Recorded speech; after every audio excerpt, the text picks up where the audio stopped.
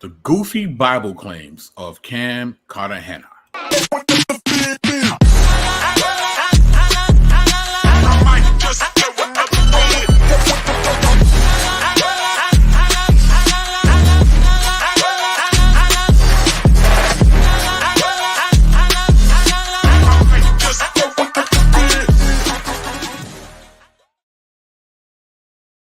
Yeah, what's going on, party people? The place to be. I go by the name of the BK Apologist, transmitting all the way live. New York is the city. Brooklyn is the borough. What's good? What's popping? Hope everybody's having a good time. Of course, we got to say what's up to the party people in the chat. We got the indelible, the incredible Nate2D2 on the check-in. We got Tyler Lott on the check-in. And of course, if you have not yet already, please like, share, and subscribe. Tell a friend that it's him again. Please share this link everywhere that people have internet, please. And if you like how it goes down with BK, you can show your appreciation via PayPal. Or if you like to be a monthly supporter of BK, you can become a Patreon, where you get an assortment of goodies to enhance your Bible study. That's right. So, interesting topic for today.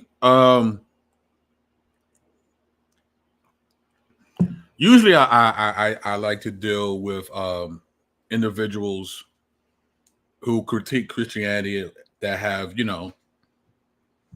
some sort of following or influence,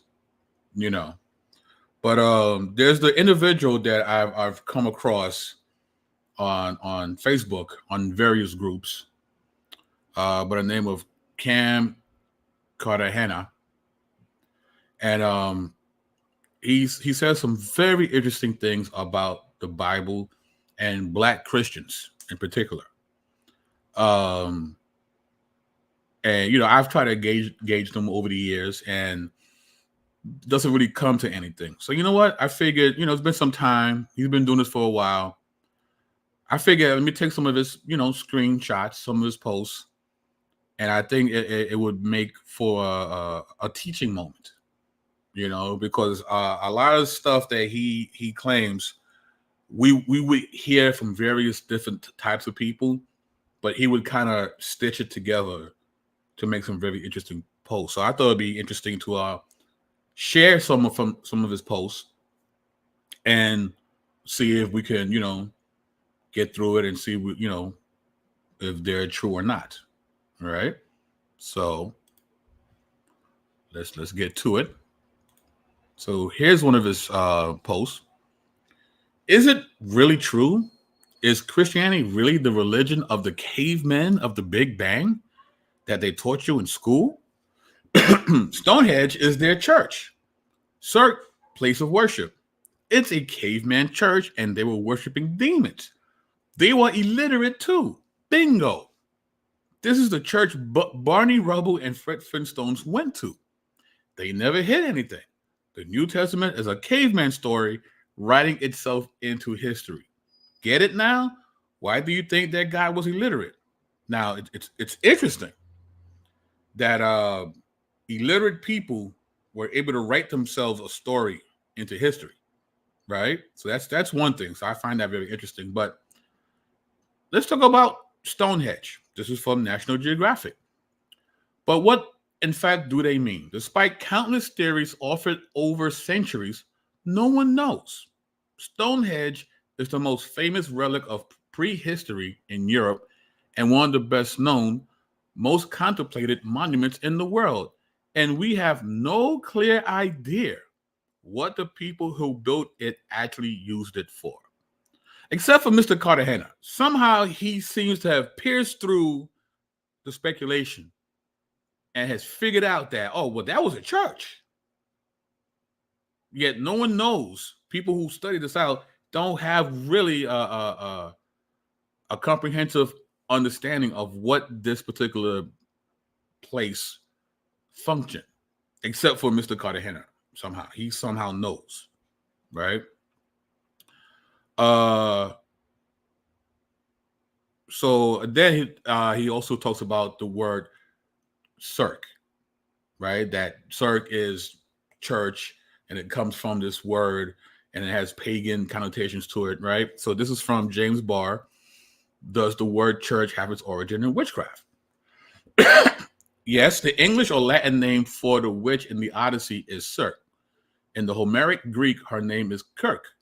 While that is similar to some Northern and Western European words for church, there is no relationship in the Greek. Circe or Kirk is simply a woman's name and probably means bird, maybe hawk. It's onomatopoetic, like the Hebrew name Zipporah, Moses' wife, whose name means sparrow. If Circe has any similarity to any English word, that word would be call or chirp, not church.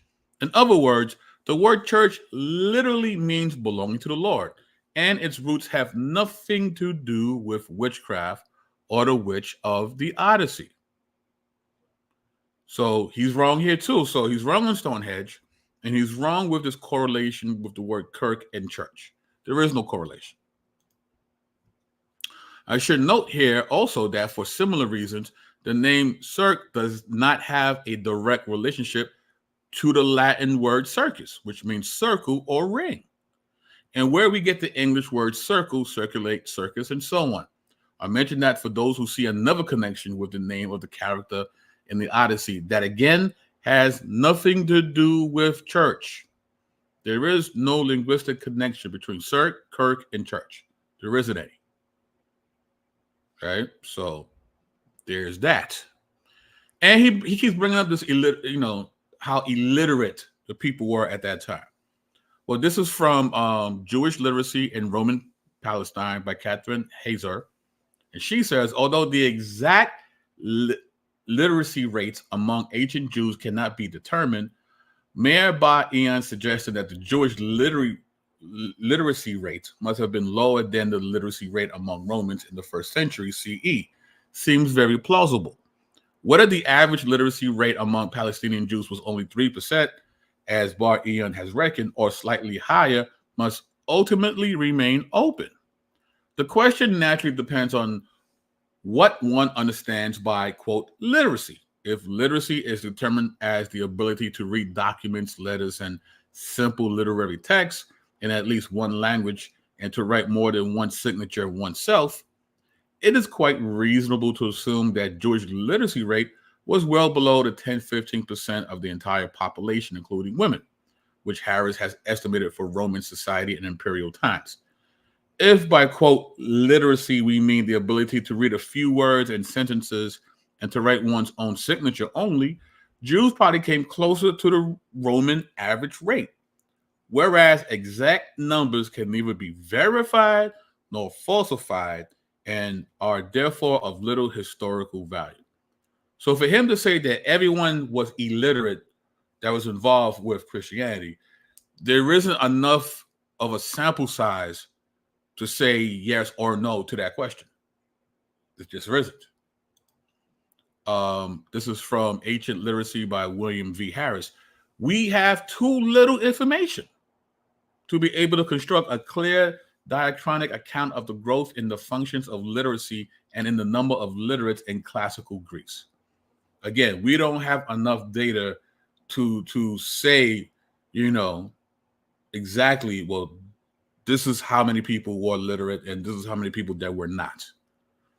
I don't know if Mr. Cartegena understands that, but based on those who have done the actual research and looked at the data, they cannot come up with an exact yes or no to this question. Okay. Let me check the chat real quick. Hey, Mr. Quint, what's going on? What's going on? Angela J in the house. All right, guys, please share the link. So here's another post by Mr. Cartegena. Seal breakers. Do you see how all the Black Christians are shocked to find out they have been praying to an illiterate dead person, and it has always been in their Bible? They are flabbergasted. They didn't even realize that Jesus or Yeshua never mentioned Yah's name one single time. But they told their children that Jesus came in Yah's name, and his name means Yah's salvation. But Jesus means healer, and Joshua means deliverer. not Yah salvation. They're looking crazy now, telling people that the abomination of desolation Zeus image nailed the laws to Horus and Tammuz cross idol. Not one of them is saved. So he's saying quite a bit here in this one post. So this idea that that Jesus didn't use God's name. Well, as we know, if we took some time throughout the Bible, God has many names. He's called many things in the Bible: Elohim, Yahweh, El Elyon, El Roy, El Shaddai, Yahweh, Yara, right? Yahweh Nisi, Adonai, Yahweh Elohi, Yisrael, Yahweh Shalom, El Olam, so on and so forth. So there's many names that God is called. Does it have to be a specific name, right?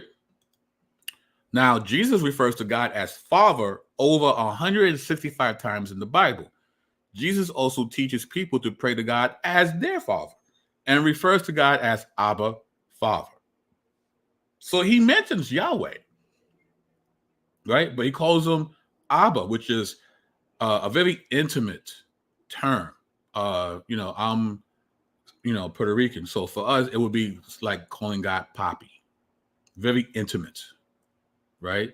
So, but is this term used in the Hebrew Bible? Is God known as the Father? Well, Isaiah 63, starting in verse 16. Yet you are our Father. Even though Abraham does not know us and Israel doesn't recognize us, you, Lord, are our Father. Your name is our Redeemer from ancient times. Why, Lord, do you make us stray from your ways? Your heart in our hearts so that we do not fear you. Return because of your servants, the tribes of your heritage. Jeremiah 3:19. I thought, how long to make you my sons and give you a desirable land, the most beautiful inheritance of all the nations. I thought, you will call me my Father and never turn away from me. So here we have God saying that he wants to be called by this term. God literally says, yo, call me this. This is what I desire. The most beautiful inheritance. I thought that you guys would call me this and never turn away from me. This is what he wants. This is his will to be called, Father. So again, I don't know where Mr. Cartegena gets this idea from.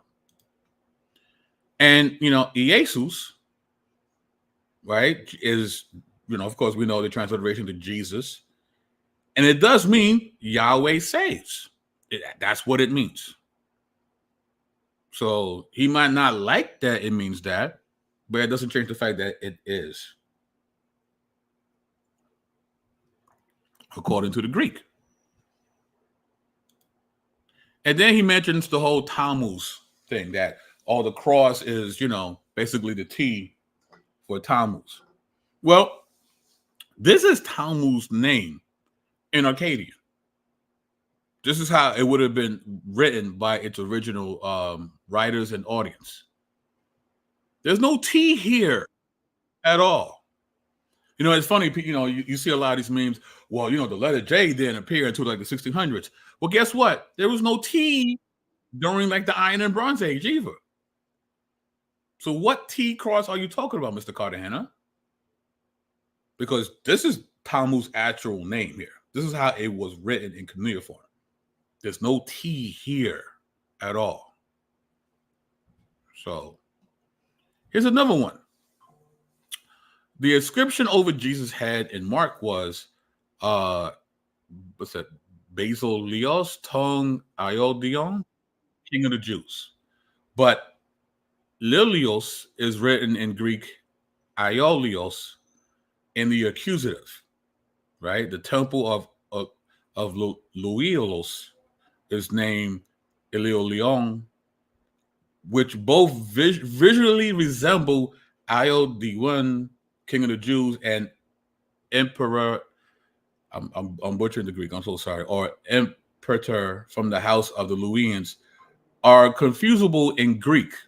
That Julius Caesar's name before the J. So I guess he's saying that the name that was written over his head when he was on the cross is somehow Julius Caesar's name somehow, right? Now I'm no linguist, right? But When you look at the book of Mark, where it talks about where it was, the sign ran in his head, we have the English here, but we also have the Greek. And let me get to the part he's talking about here, right?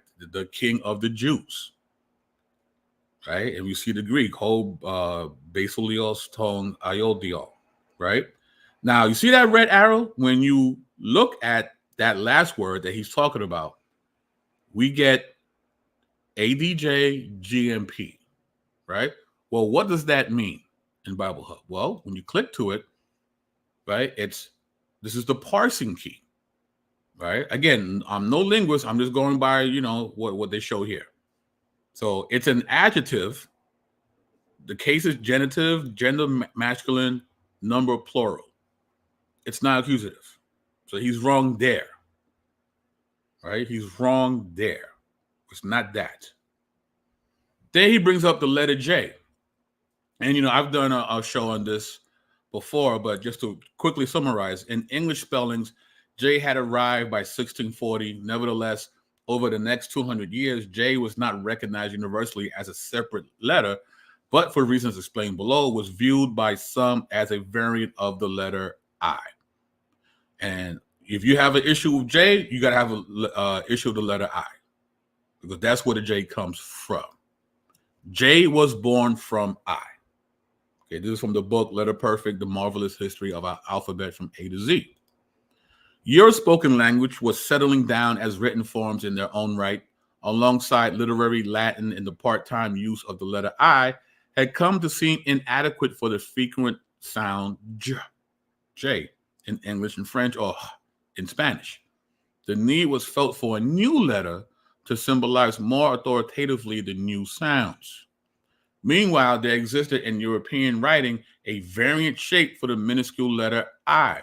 Scribes working with certain handwriting traditions, typically in medieval Latin, for religious or legal documents, had for centuries been drawing an elongated I with a tail hanging below the baseline.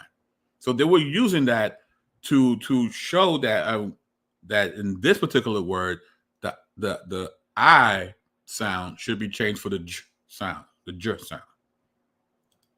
Starting by 1500 was that the variant letter shape and the variant letter sound gravitated towards each other. Gradually, the J became reserved exclusively for the consonantal sound J, or J. Right? So there's no conspiracy here about the letter J.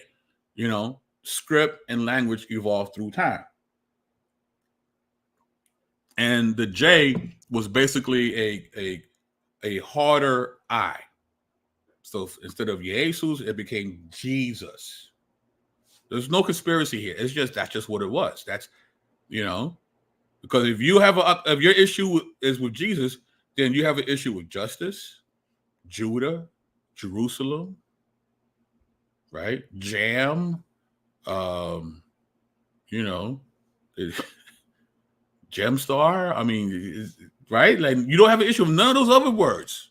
But when it comes to Jesus, all of a sudden, we're clutching our pearls because they're using the letter J, right? So here's another post.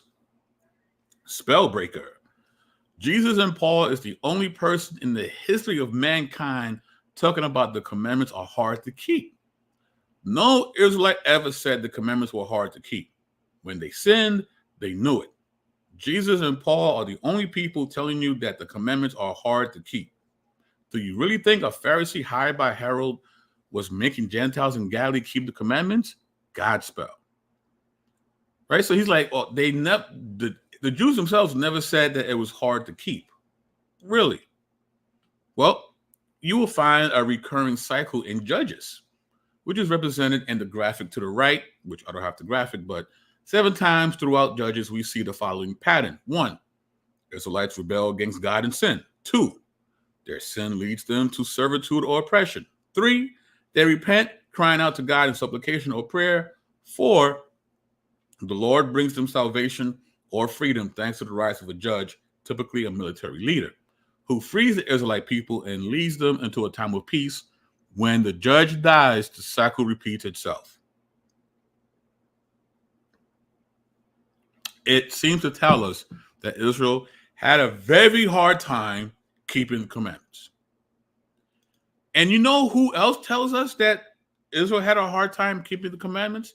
In fact, the law itself tells you that you can't keep the commandments. What do I mean? Leviticus 16, right? Yom Kippur, the Day of Atonement.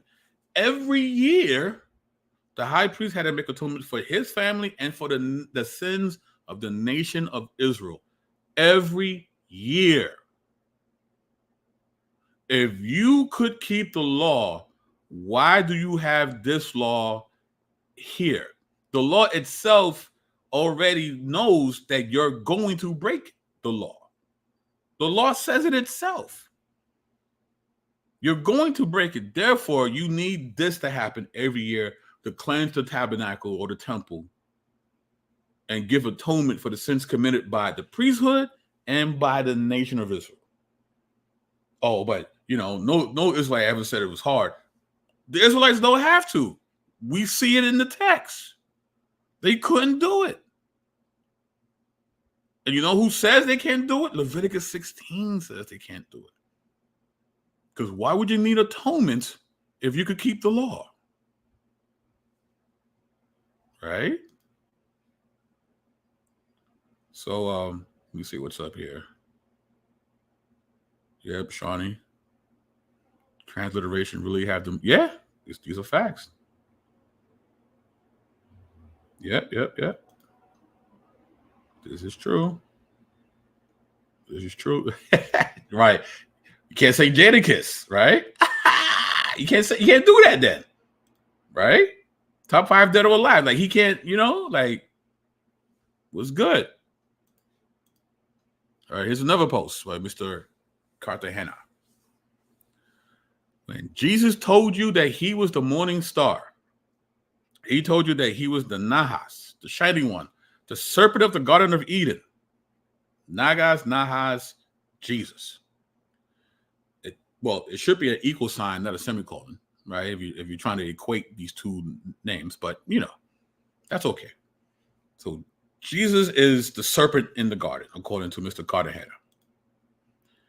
What's interesting is we actually don't have to guess who that person was in the garden. Because this person is made known in Ezekiel 28. Right now, this is a lament over the king of Tyre.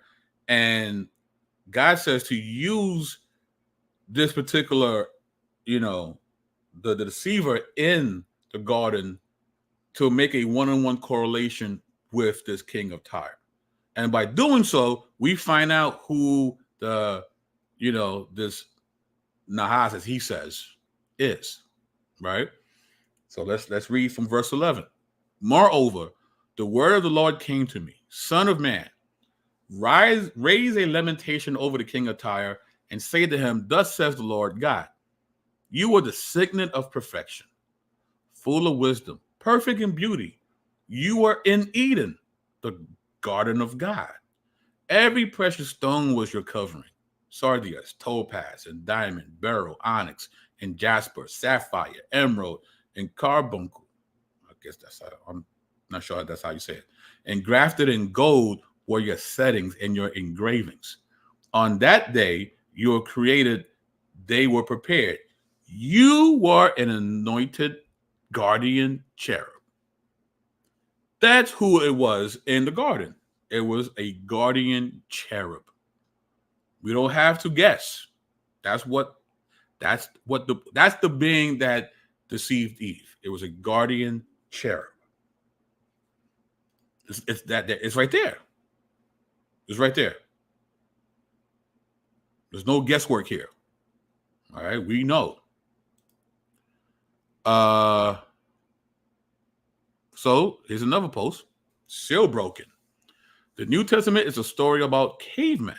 They didn't have an alphabet. See, runes were developed around the birth of Christ, probably in Scandinavia. By the year 500, they were being used by Germanic peoples from the Black Sea in the south to Norway and England in the north. Initially, there were 24 runes in the alphabet. Paul went to cavemen in Crete and Croatia. He lived with them for months.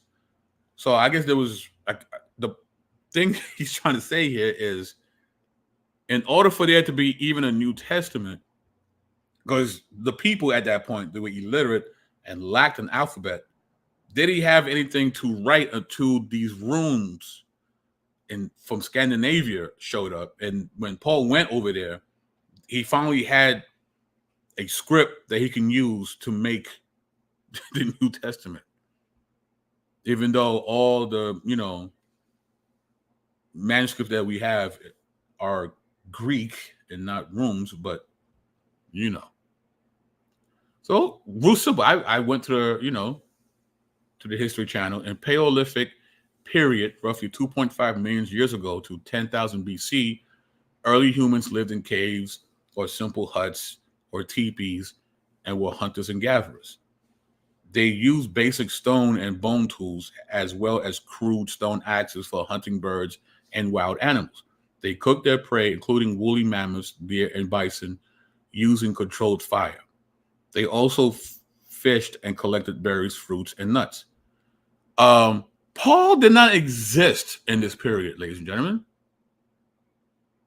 He wasn't here. He comes way after this. So our good friend Cartegena has a chronological issue here. Paul was not here. And by the way, no one even thinks that Paul didn't exist.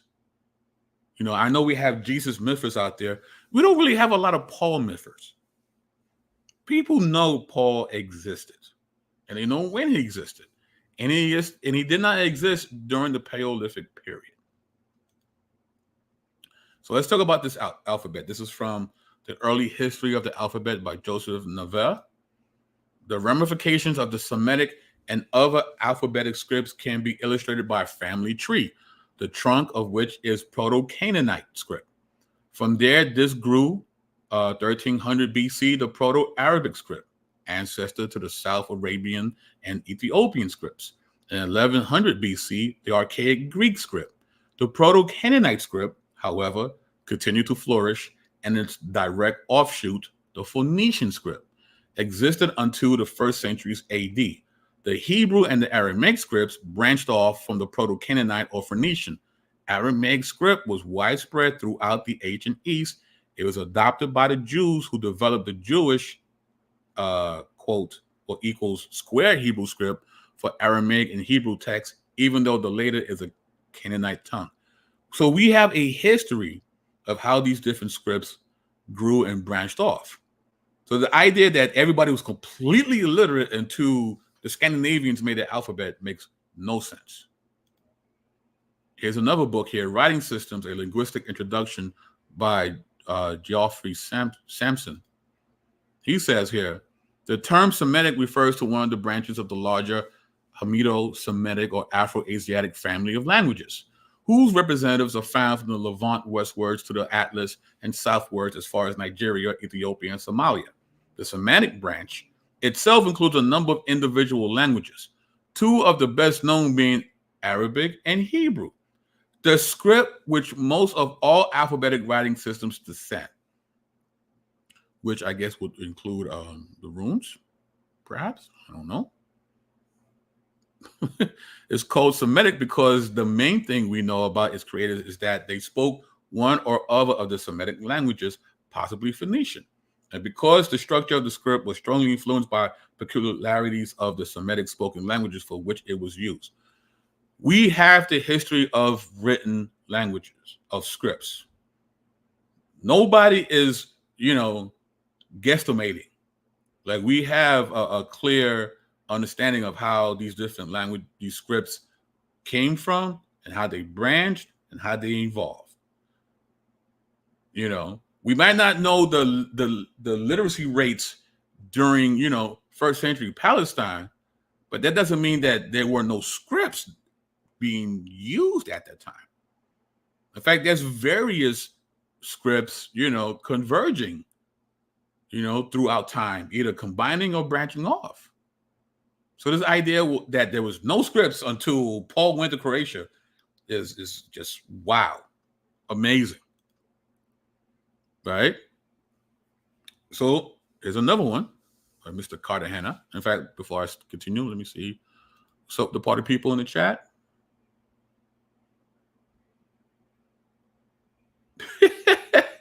Shawnee says maybe he thinks the first century AD is like the first century ever. With him, you never know.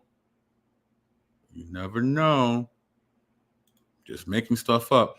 But, to the unlearned, it sounds like he kind of, it's kind of interesting, especially if you already have a bone to pick with Christianity.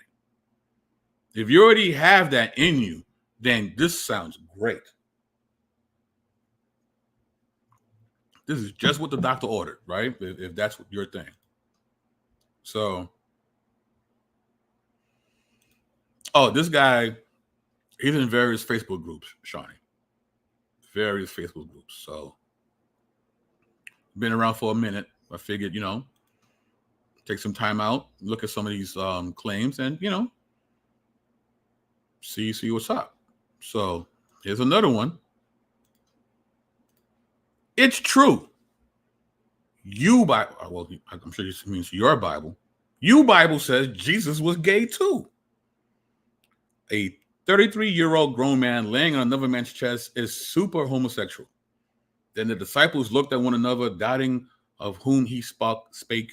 Now there was leaning on Jesus' bosom one of his disciples, whom Jesus loved. Simon Peter therefore beckoned to him that he should ask who should be of whom he spake. He then, lying on Jesus' breast, saith unto him, Lord, who is it? What? Now, this really shows the ignorance, the lack of understanding of cultural context, right? Because, a lot of times we read our modern sensibilities into ancient texts. And when you do that, you're doing what we call eisegesis. You're no longer exegeting the text. Because to properly exegete a text, you have to understand the cultural context in which these texts were written in. Because, these things were written in a high context. I've said this in various videos before. They're not going to explain every little thing to the audience that they're writing these things to, because they already know that the audience knows these things. But, we are 2,000 years, away from this original audience. So there's going to be some things that we don't understand because we don't come from this time. We're not from that place. We're not from that culture. So why in the world was this guy laying on his bosom? Because that's true. That's we see that in the text. Well, we have to understand how they ate during that time. This is from Reclining at the Table at the Last Supper by Julian Springs, M.A. When we think of the Last Supper, we often imagine Jesus and his disciples sitting around a modern table with upright dining chairs, with their feet underneath the table. This is the scene portrayed by Leonardo da Vinci in his famous painting. However, Jews and Romans did not sit up at a table, but recline on couches or cushions around a low table. A Roman dining room was known as a triclinium because it contained 3 couches set around a central table. The table was a low block with couches around it on 3 sides. There would be a single couch in the middle where the host would sit, and 1 couch to his left and 1 to his right, opposite each other. The side opposite the host would be left open for people to bring food to the table. Right? This is not how we saw the Leonardo da Vinci. That's not how they ate back then. The couches would be covered by a cushion, or a cushion would be provided for the guests to lean on. The guests approach the table from behind the couches, then recline on their left side, supporting their head on their left elbow, leaving their right hand free to take the food. A normal Roman triclinium would seat 9 people with 3 on each couch. For the Last Supper, there were 13 people present. Either they used larger couches or laid on the cushions on the floor, or were closely squashed together as particularly intimate friends. A man's head would be in line with the chest of the person reclining to his left, making it easy for that person to lean back and speak to that person on his left without anyone else hearing what is said. So in John 13, some of the statements made by Jesus were heard by all 12 disciples, while other statements were private. From the account in John 13, it's possible to work out the seating positions of the four people involved in the conversation: Jesus, John, Peter, and Judas. At the Last Supper, Jesus was the host of the meal, so he reclined at the head of the table in the middle of the centered couch. John, the beloved disciple, would be immediately to the right of Jesus, so his head would be level with the chest of Jesus. John then would be able to lean back and whisper to Jesus without the others hearing. The Greek text uses the words falling back on the breast of Jesus. So here's a chart of how that table, the triclinium, would look like. There's nothing homosexual about this. This is the common way people ate in the first century. All right. So here's an actual triclinium from the house of Cryptopatus in Pompeii. See, so you would put your couches on top of those structures and you would lean. All right. So here's an illustration of how it looked. This is how they ate. This is how they ate. Here's another variation of that. Right? Everybody leaning on their side. This is a more accurate representation of this Last Supper. Here's another artistic rendering. All right. And here's another one. So there was nothing homosexual about this. This is just how regular people ate their meals. So again, if you don't understand the cultural context, then yeah, it's, to us, when we hear that, it's like, hey, yo, pause. Right? But it's like there was nothing sexual going on. This is how you ate. You know, that's it. That's just how you ate. So, yeah. So hopefully Mr. Cartegena will see these things, and maybe then might engage in some dialogue with me. But if not, I mean, this is what people are saying. Shotty's funny. Shoulders were strong as all get out. Yeah, I mean, people will definitely, you had to have, definitely good balance as well, right? So hopefully Mr. Cartegena will see this, and maybe we can have some dialogue. I would love to see him respond to this. But, I took the time out because this guy's everywhere on the internet. And he says a lot of things that I see other people saying. So I figured, we take time out to address these particular claims that he made. So, but that's it, guys. If you run across Mr. Cartegena, please feel free to share this video with him.